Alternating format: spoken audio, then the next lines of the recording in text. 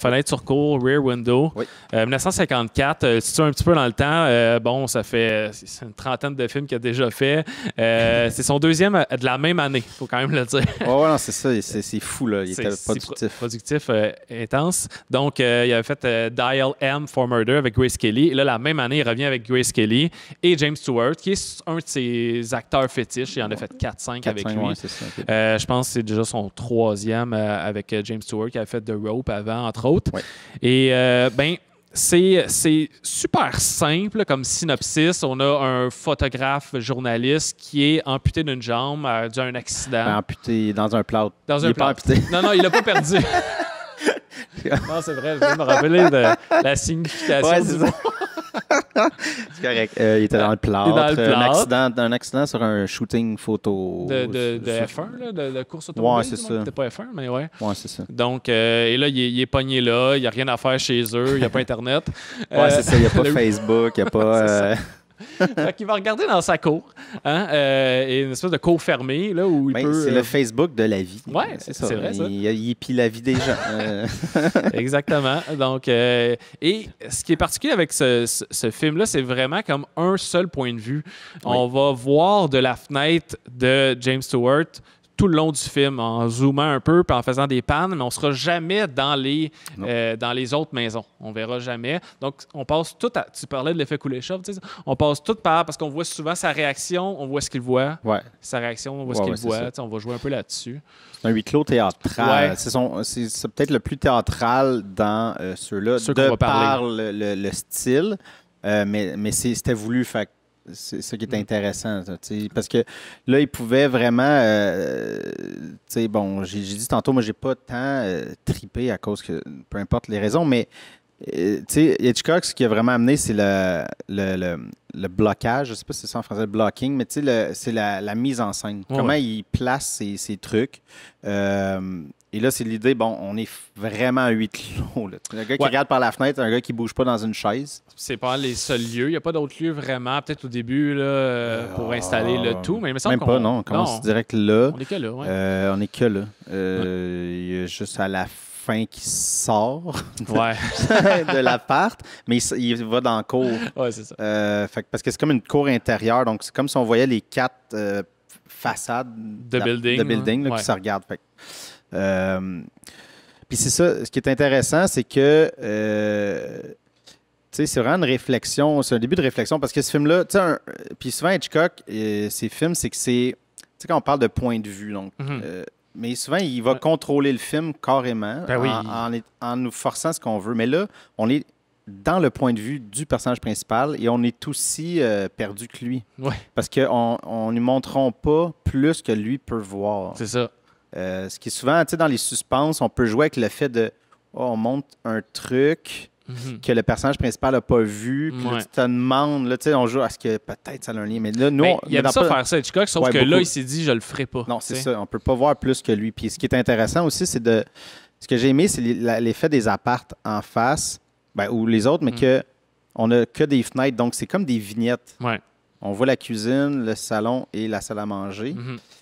Mais on voit pas ce qui se passe entre. Fait que ça nous coupe beaucoup d'informations. Ben oui. Des fois, on voit quelqu'un, il quitte, on pense savoir la cuisine, mais il arrête dans le mur, puis on ne sait pas ce qu'il fait. Il est passé où? Ouais. Fait que ça, c'est ça. Je pense qu'il a utilisé toutes les façons, en fait, possibles de gérer ça là-dedans. Il avait fait auparavant Rope, qui était vraiment un huis clos, mais là, c'est plusieurs personnages qui vont un peu comme 12 Angry Men, là, qui vont juste socialiser ensemble. Il a fait The Boat ou Lifeboat, qui c'est sur un bateau tout le long. Puis là, tu vois, on dirait qu'il voulait pousser ça encore un peu plus loin, tout en se donnant des barrières juste pour comme une figure de style, pour un défi supplémentaire, là, en fait, de raconter une histoire. Et c'est pas surprenant, ça se joue pas sur la surprise. Tu te vas pas être flabbergasté à la fin d'apprendre que lui, il a peut-être tué sa femme. Tu te doutes pas mal d'où ça s'en va. Parce que là, on l'a pas dit. Lui, il doute que quelqu'un qui aurait peut-être tué sa femme. Tué sa femme.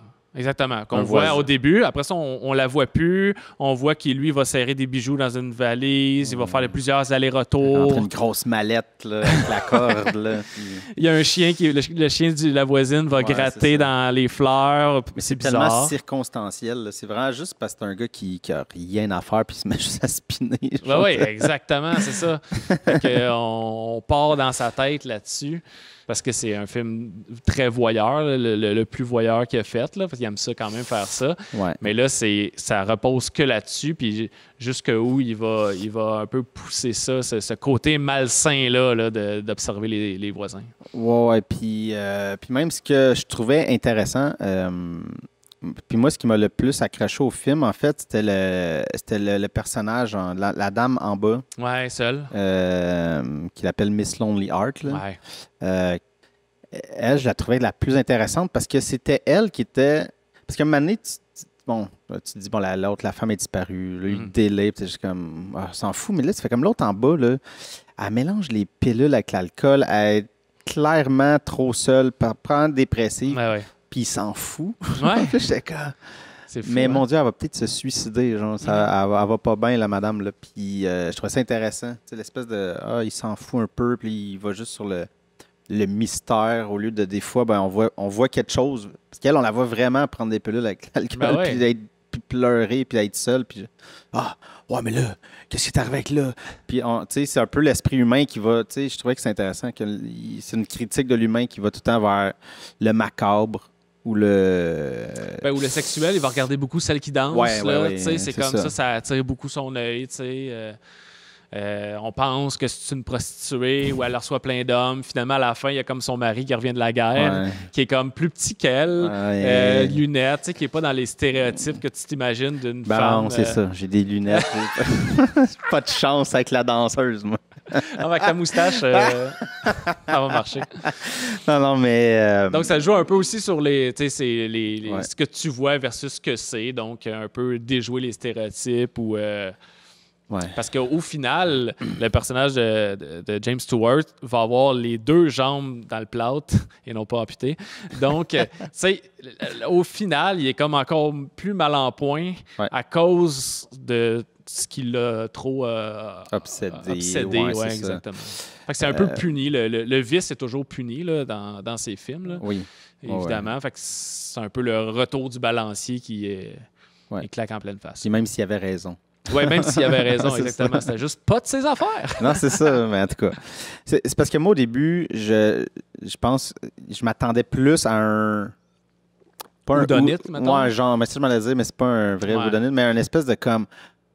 OK, il y a quelque chose, c'est pas... Twist and turn. Ouais, twist and turn, un peu plus intense. Fait que là, quand je voyais que... Je suis comme, OK, mais c'est lui, on le sait, OK...